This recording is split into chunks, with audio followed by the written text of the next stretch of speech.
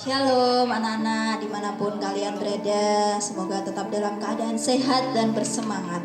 Pada awal minggu ini, sebelum kita memulai PJJ yang ada, kita mau sembah Tuhan bersama-sama. Kita mau menghadapkan hidup kita biar seminggu hari ini penyertaan Tuhan sempurna dalam hidup kita. Berkat yang dari Tuhan tercurah dalam setiap hidup kita. Mari sebelum kita memulai menyembah Tuhan, bisa ajak untuk berdoa bersama-sama. Tuhan Yesus, kami mengucap syukur buat awal minggu yang Kau berikan dalam hidup kami Tuhan. Kami mengucap syukur Tuhan, Kau berikan kesehatan buat setiap kami. Kami mengucap syukur buat kesempatan pagi yang indah ini kami boleh bersama-sama menyembah Engkau Tuhan. Terima kasih Tuhan, terima kasih, kami mengucap syukur punya Allah seperti Engkau Tuhan. Dan pagi hari ini kami mau nyanyikan satu pujian, kami mau naikkan satu pujian Tuhan. Kami mau berkata Engkau Tuhan yang setia, Engkau Tuhan yang jadi sandaran dalam hidup kami. Terima kasih Tuhan, terima kasih.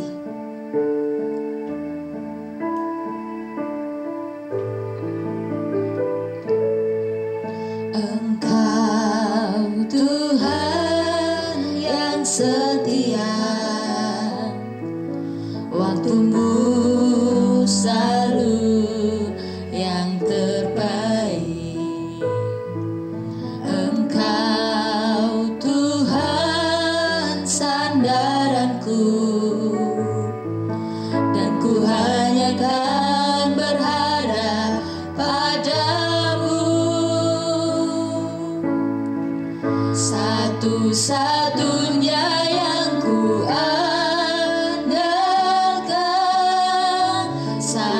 satu-satunya yang ku percaya, Engkau sumber kekuatan, sumber pengharapan, sumber kedamaian. Satu-satunya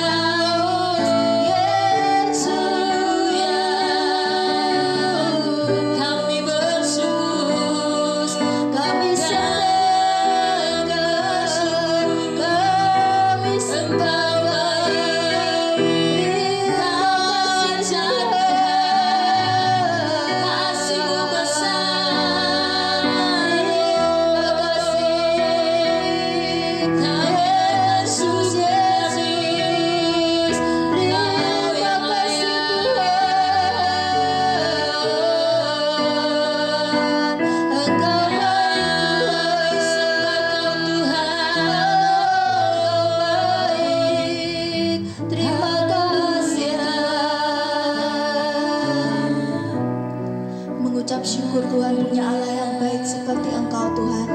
Mengucap syukur Tuhan punya Allah yang selalu ada di samping kami dan tidak pernah meninggalkan kami. Mengucap syukur Tuhan punya Allah seperti Engkau. Engkau sumber kekuatan, Engkau sandaran dalam hidup kami.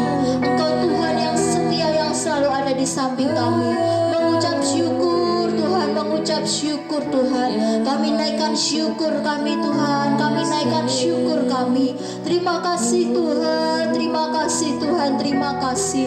Terima kasih Tuhan, terima kasih. Terima kasih karena kami punya Allah seperti Engkau Tuhan, terima kasih. Mengucap syukur Tuhan, mengucap syukur.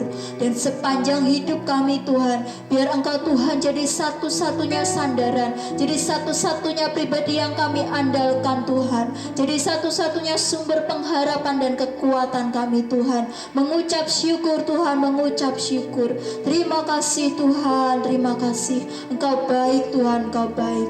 Dan sebentar Tuhan, kalau kami mau dengarkan firman-Mu Tuhan, Kau yang memberkati Tuhan, hamba-Mu yang menyampaikan firman Tuhan. Biar apa yang disampaikan boleh tepat seperti yang Engkau ingini Tuhan, tepat seperti yang keluar dari hati-Mu Tuhan untuk setiap kami Tuhan.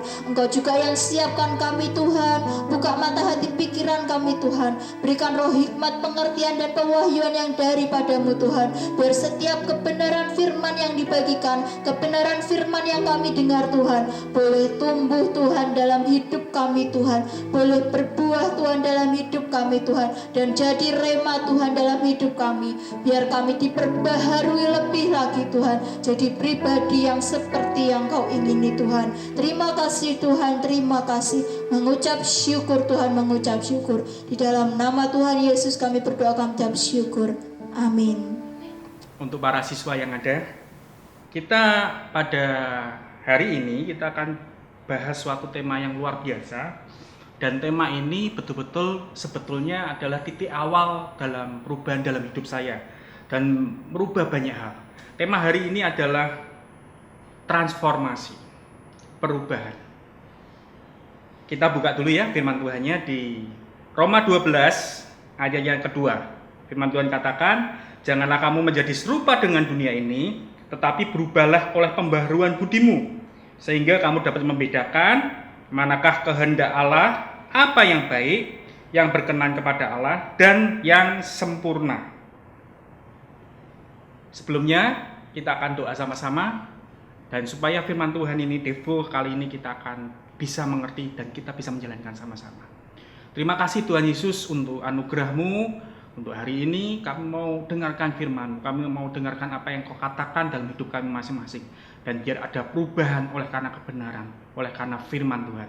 Kami serahkan semuanya dalam tangan. Di dalam nama Tuhan Yesus Kristus kami berdoa dan ucap syukur. Amin.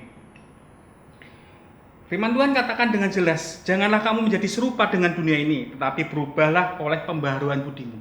Kenapa perubahan yang diminta itu adalah pembaharuan budi? Kalau dalam bahasa Inggrisnya di NIV dikatakan adalah perubahan cara pikir kita. Kenapa kita perlu berubah? Kenapa kita perlu dimulai dengan cara pikir yang berubah? Kenapa seperti itu? Nah, kita lihat sama-sama di Efesus pasal yang keempat ayat yang ke-17. Mulai ya, saya bacakan pelan-pelan. Sebab itu kukatakan dan kutegaskan ini kepadamu di dalam Tuhan. Jangan hidup lagi sama seperti orang-orang yang tidak mengenal Allah, dengan pikirannya yang sia-sia dan pengertiannya yang gelap, jauh dari hidup persekutuan dengan Allah. Firman Tuhan katakan ayat 17, janganlah lagi sama seperti orang-orang yang tidak mengenal Allah. Artinya ini ditujukan kepada siapa? Kepada kita. Kepada kita siapa? Orang-orang yang sudah mengenal Allah, yang sudah mendengar kebenaran firman Tuhan, yang sudah mengerti namanya Tuhan Yesus. Dikatakan jangan hidup lagi seperti orang-orang yang tidak mengenal Allah. Dimulai dengan apa? Orang-orang yang tidak mengenal Allah dengan pikiran yang sia-sia. Dimulai dengan apa? Pikiran. Kita lihat sama-sama lagi dengan pikiran yang sia-sia. Karena pikirannya sia-sia, maka pengertiannya yang gelap, jauh dari persekutuan dengan Allah. Pikiran sia-sia seperti apa? Ya, banyak hal. orang bisa putus asa, orang bisa tidak dapat bersyukur, orang bahkan punya pengertian yang gelap, diawali dengan pikiran sia-sia. Seandainya aku punya keluarga yang lebih baik daripada sekarang. Seandainya aku punya papa yang seperti ini, mama seperti ini, papa yang seperti si A, mama yang seperti si C. Wah, pasti aku akan lebih bahagia. Itu pikiran sia-sia. Karena apa? Begitu kita berpikir seperti itu, kita akan punya pengertian, orang tua aku nggak baik. Jadi firman Tuhan jelas, pengertiannya jadi gelap. Jauh dari hidup persekutuan dengan Allah. Dengan begitu, yang keluar apa? Bersungut-sungut, menyalahkan Tuhan. Dan itu menyebabkan hidup persekutuan dengan Allah jadi jauh. Diawali oleh apa? Pikiran yang sia-sia. Makanya perlu berubah. Dimulai dengan apa? Firman Tuhan di Roma 12 tadi katakan dengan pembaruan budi, dengan perubahan cara pikir kita yang benar sesuai dengan firman Tuhan. Karena jauh dari persekutuan dengan Tuhan, makanya karena kebodohan yang ada di dalam mereka yang punya pikiran yang sia-sia itu, dan dengan kedegilan hati mereka, perasaannya jadi tumpul. Kenapa perasaannya tumpul? Orang yang perasaannya tumpul cenderung yang dipikirkan adalah aku. Segala sesuatu yang sepertinya tidak untuk kepentingan diri sendiri, itu dianggap musuh. Dianggap sesuatu yang nggak baik. Bahkan ada orang ngalamin apapun tidak dipikirkan lagi. Kenapa? Perasaannya tumpul. Tidak lagi bisa merasakan kehadiran Tuhan. Tidak lagi bisa merasakan persekutuan dengan Tuhan. Tidak lagi bisa merasakan yang namanya kasih. Wah, itu bahaya. Kalau sudah begitu bahaya. Yang ada adalah kepentinganku, keinginanku. Sehingga, begitu itu terjadi, sehingga mereka menyerahkan diri kepada hawa nafsu dan mengerjakan dengan serakah segala macam kecemaran. Lihat, kenapa kita perlu berubah? Kenapa kita perlu kembali lagi kepada Tuhan? Kenapa tiap hari ada pembaharuan dalam hidup kita, di dalam pikiran kita? Karena itu awal perubahan. Dimulai dengan apa? Dengan pikiran. Nanti firman Tuhan akan menjelaskan. Ayat yang ke-20 ini luar biasa. Firman Tuhan katakan, tetapi kamu bukan demikian. Kamu telah belajar mengenal Kristus. Tapi kita sekarang yang ada di sini, kita semua yang mendengarkan firman Tuhan ini, kita semua yang saat ini bersama-sama dengan Tuhan, itu sudah belajar mengenal Kristus. Bahkan saya percaya ada yang sudah dijamah oleh Tuhan, sudah mengalami banyak hal. Karena kita tidak demikian, mari kita sama-sama berubah. Ayat 21 firman Tuhan katakan, karena kamu telah mendengarkan tentang Dia dan menerima pengajaran di dalam Dia menurut kebenaran yang nyata dalam Kristus, yaitu bahwa kamu berhubung dengan kehidupan kamu yang dahulu harus menanggalkan manusia yang lama yang menemui kebinasaannya oleh nafsunya yang menyesatkan. Jadi caranya gimana? Gampang. Firman Tuhan katakan, kita nih sudah terima kebenaran Tuhan. Kita sudah terima Tuhan Yesus. Kita sudah merasakan jamahan Tuhan. Kita bisa mengalami banyak hal. Tindakan selanjutnya adalah kehidupan yang dahulu, manusia lama kita ditanggalkan. Kebiasaan-kebiasaan yang enggak baik ditanggalkan. Supaya ayat 23 katakan, kamu dibaharui di dalam roh pertama dan pikiran. Ada pengertian bahwa kita punya kehidupan yang lama, tetapi waktu kita kenal Tuhan, waktu kita dijamah Yesus, kita dengar nama Tuhan Yesus Kristus, dan kita hidup di dalamnya. Karena Tuhan sudah tebus kita, tinggal kita ini mau apa enggak untuk kerjakan itu, untuk kita hidup di dalamnya. Maka yang firman Tuhan katakan, kita diperbarui dalam roh. Perbarui dalam roh bagaimana? Gampang sekali. Tinggal bertobat, datang pada Tuhan. Dan pertobatan nggak bisa cuma sekedar aku terima Engkau sebagai Tuhan dan Juru Selamat. Tidak. Itu juga dalam tiap kehidupan kita juga jalani terus menerus. Nggak cuma sekali, 2 kali, enggak. Itu terus menerus dalam hidup kita. Dan percayalah ada anugerah yang besar. Waktu kita bertobat dan cepat untuk bertobat, kita tahu, oh gini, yang ini salah. Ya bertobat karena Tuhan sudah kasih anugerahnya. Dalam roh kita dibaharui. Makanya firman Tuhan katakan supaya kamu dibaharui di dalam roh. Ada pembaharuan dalam roh. Dan kemudian pikiran.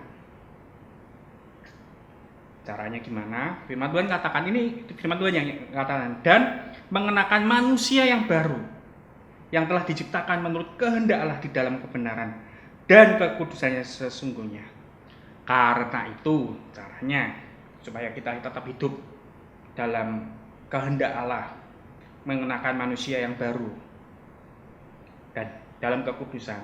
Firman Tuhan katakan, karena itu yang pertama kali disebut oleh Tuhan, buanglah dusta, hidup dalam integritas.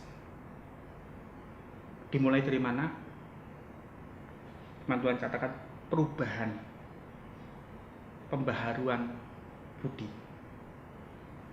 Dan berkatalah benar seorang kepada yang lain. Integritas ini. Karena kita adalah sesama anggota. Waktu saya mulai selalu saya kalau buat tim kepemimpinan, selalu awal saya ngomong bahwa segala sesuatu ngomong di depan. Jangan ada omongan di belakang. Kita selesaikan di depan, kita omong apa adanya di depan. Istilahnya bahkan saya secara tegas berkata bahwa apapun yang terjadi, biarlah terjadi bersama-sama dengan kita. Sampai itu selesai, kita putuskan sesuatu, selesai. Tidak ada lagi pembicaraan di depan, di belakang. Makanya katakan integritas. Buang dusta, berkata benar seorang kepada yang lain. Karena kita adalah sesama anggota. Ayat 26. Apabila kamu menjadi marah, janganlah kamu berbuat dosa. Janganlah matahari terbenam sebelum padam amarahmu. Marah boleh enggak? Boleh. Tiap orang bisa marah, tetapi masing-masing punya alasannya sendiri. Firman Tuhan katakan, kalaupun sampai marah, jangan berbuat dosa. Marahnya jangan berbuat dosa. Jangan sampai matahari terbenam. Nah, ini nggak gampang, nggak cuma sekali 2 kali untuk dilakukan, tapi terus continue. Tapi awalnya dari pengertian. Oh, kalau marah jangan sampai berbuat dosa pertama. Kedua, jangan sampai matahari terbenam. Nah, kita pelajari lagi apa ini sama-sama.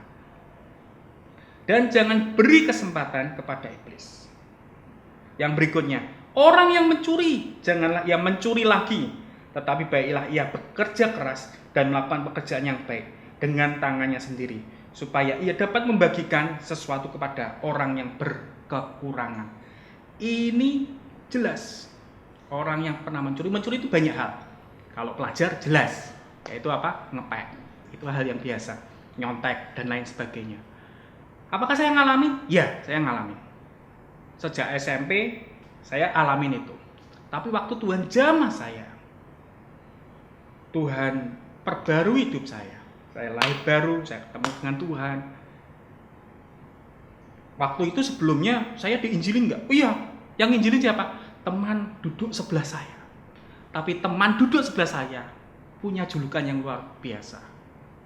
Dia nginjilin saya. Dia ini guru sekolah minggu. Berkali-kali ngomong ayo ke gereja dan lain sebagainya. Saya sih cuek. Saya dari lahir keluarga Kristen. Saya dari lahir sudah Kristen. Bahkan saya dikasih nama Kristian. Betul-betul Kristen. Tetapi buat saya waktu itu belum kenal Tuhan dan belum lahir baru. Saya diinjilin terus oleh teman sebelah saya. Tapi buat saya nggak terlalu pengaruh. Karena apa? Simple, gampang. Teman sebelah saya ini pelayanan, guru sekolah minggu, orang Kristen yang taat, rajin ke gereja, tetapi punya julukan yang luar biasa di sekolah, yaitu The King of Nyontek. Kenapa? Karena saya kenapa seneng duduk sebelahnya dia? Saya nggak seneng diinjilin, makanya kalau bermain saya langsung pergi. Tapi saya seneng duduk sebelahnya dia. Kenapa? Dia bisa nyontek, bahkan di depan guru nggak ketahuan, dengan banyak jurus yang luar biasa. Dan saya menikmati. Kenapa? Saya ikut ngeliat. Itu berkali-kali sampai akhirnya saya lahir baru. Firman Tuhan ini bicara dengan luar biasa. Saya bilang, stop, saya tidak mau nyontek. Padahal waktu saya nyontek, waktu saya ngelakuin itu secara nilai rapot, secara hasil, saya selalu masuk 5 besar dari bawah, bukan dari atas, dari bawah. Jadi kadang-kadang pun untuk naik kelas susah gitu. Itu nyontek loh, nggak belajar sendiri. Tetapi waktu saya mutusin itu dan saya bilang, aduh, nggak naik kelas, udahlah, nggak apa-apa lah nggak naik kelas. Tapi saya mau belajar, saya mau berubah. Saya tahu ini salah. Itu di mana? Di sini dulu. Aduh, ini salah. Aku sudah terima Yesus, aku jadi miliknya Kristus. Aku bilang, ini salah. Dari mana? Dari pikiran. Dan saya bilang, aku mau bertindak. Saya bilang, stop. Dan firman Tuhan kata, tetapi baiklah ia bekerja keras dan melakukan pekerjaan yang baik dengan tangannya sendiri. Saya coba itu. Gampang? Tidak. 6 bulan pertama yang saya terima bully. Saya dibully habis. 1 semester itu saya dibully habis. Karena apa? Mereka lihat ini anak. Mereka sampai ngomong gini, kamu itu enggak pinter. Tapi sekarang kamu kok enggak ikutan nyontek. Sok alim. Ada juga yang bilang sombong. Enggak pinter kok sok peminter. Sampai ngomong seperti itu. Ada banyak hal yang dikatakan. Saya diem aja. Sampai tas saya, dulu saya pakai tas ransel, itu sampai ditulisin pendeta itu apa dan lain sebagainya macam. Saya diam, saya bilang, Tuhan, aku mau lakuin ini. Pembaruan. Gak gampang, tapi bisa. Dan firman Tuhan katakan, supaya ia dapat membagikan sesuatu kepada orang yang berkekurangan. Waktu saya ambil tindakan ini, saya bilang aku mau berubah. Saya bilang dari awalnya pembaruan budinya, ya aku salah. Secara roh, ya aku bertobat Tuhan. Aku tidak mau lakukan ini lagi. Aku salah. Kemudian saya bilang, saya harus bertindak. Saya tidak mau menyontek lagi. Saya tidak mau untuk coba cari jalan pintas lagi. Saya mau kerjakan yang benar. Dan firman Tuhan katakan, tetapi baiklah ia bekerja keras dan melakukan pekerjaan yang baik. Nah ini yang kejutan. Begitu terima rapot, itu untuk pertama kali dalam hidup saya. Itu pertama kali dalam hidup saya. Dan itu membuat kaget orang tua saya, bahkan juga teman-teman saya. Pertama kali dalam hidup saya nggak nyontek, saya belajar coba hidup dengan baik sesuai dengan firman Tuhan. Sehingga saya ngerti salah, makanya saya bilang saya harus berubah. Dan yang luar biasa adalah terima rapor, saya masuk ranking 8 dari atas tentunya. Dan itu surprise, itu buat kaget, termasuk orang tua saya. Kenapa? Sejak kecil saya nggak pernah ranking sama sekali. Selalu tempatnya 5 besar dari bawah. Sama sekali nggak pernah. Jadi saya bukan orang yang wah hebat, pinter, enggak. Waktu saya belajar melakukan ini, semua terbuka. Firman Tuhan kata supaya dapat membagikan sesuatu kepada orang yang berkekurangan. Sejak saat itu, teman-teman mulai pada tanya sama saya. Sejak saat itu, mereka kepingin ngerti. Dan itu saya bagikan. Yang saya bagikan apa? Mereka kekurangan yang namanya kasih Tuhan, anugerah Tuhan. Saya bagikan itu dan mereka bilang, iya kami sudah lihat dalam hidupmu, kami mau. Saya mulai persekutuan sekolah waktu itu, Dan lewat itu mereka lihat. Yang luar biasa adalah tentu saja orang tua saya. Mereka lihat perubahan hidup dan mereka bilang, ini kenapa ada perubahan apa? Aku saya ngomong, iya karena Tuhan. Wah itu mama saya senangnya minta ampun. Kenapa? Beliau yang tiap hari doain, gitu ya. Gitu.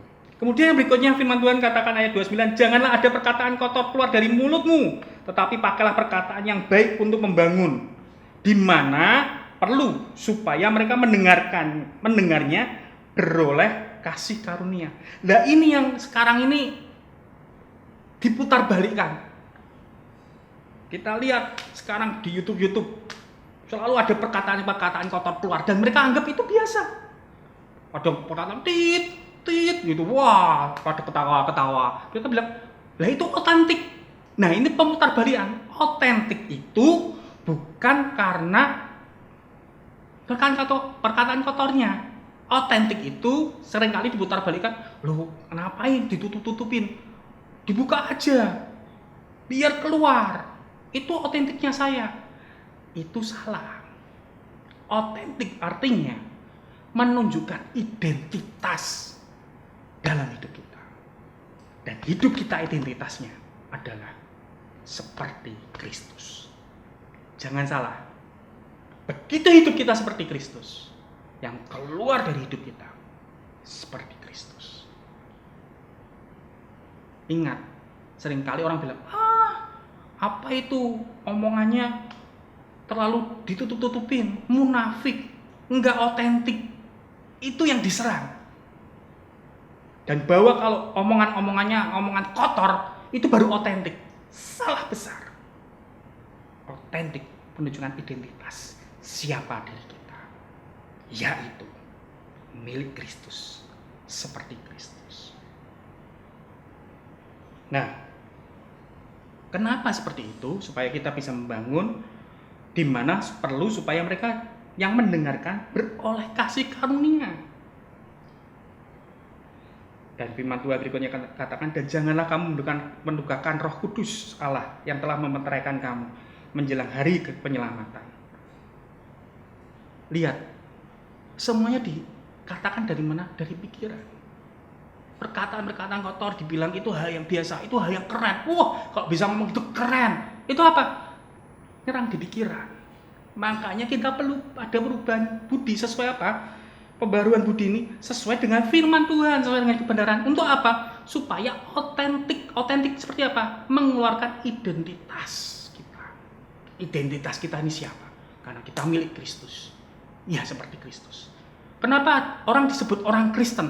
Kristen itu bukan agama. Orang disebut orang Kristen karena orang lihat like Christ. Seperti Kristus. Tingkah lakunya, tindakannya, perkataannya, cara berkomunikasi, cara bersosialisasi seperti Kristus. Kenapa? Kita milik Tuhan kita Yesus Kristus, bukan yang lain. Itu identitas kita. Nah, firman Tuhan jelas. Makanya iblis pun nyerang yang sama. Di mana? Di pikiran juga. Diomongin lah, nggak keren. Diomongin lah, itu nggak otentik. Itu munafik.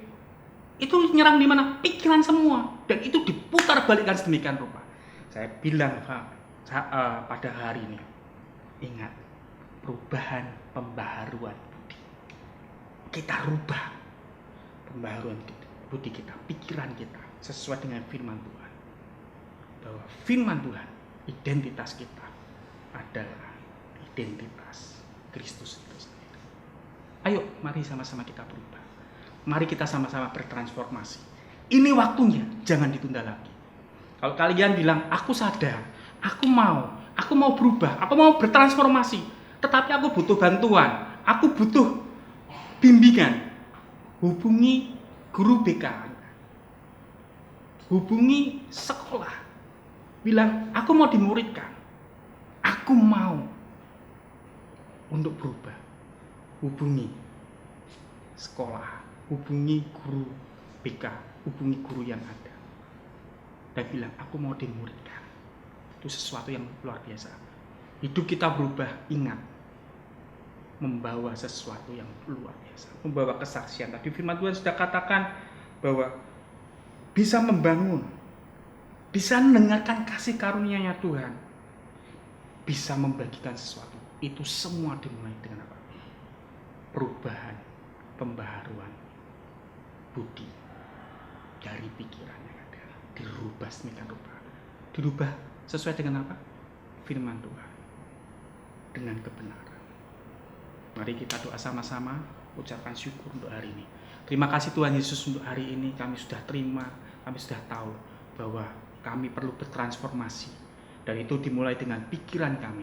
Dengan kami terima kebenaran lewat pikiran kami. Kami perlu diperbaharui pikiran kami dengan kebenaran Kristus, dengan firman Tuhan. Ajari kami membuka diri kami, ajari kami sadar dan tahu. Kalau itu salah, biar kami bertobat. Tetapi kami juga mau mengerjakan apa yang ada sesuai dengan firman Tuhan. Serahkan semuanya di dalam tangan-Mu, ucapkan syukur untuk hari ini, dan kami percaya semuanya dalam anugerah Tuhan. Di dalam nama Tuhan Yesus Kristus kami berdoa dan bersyukur. Amin.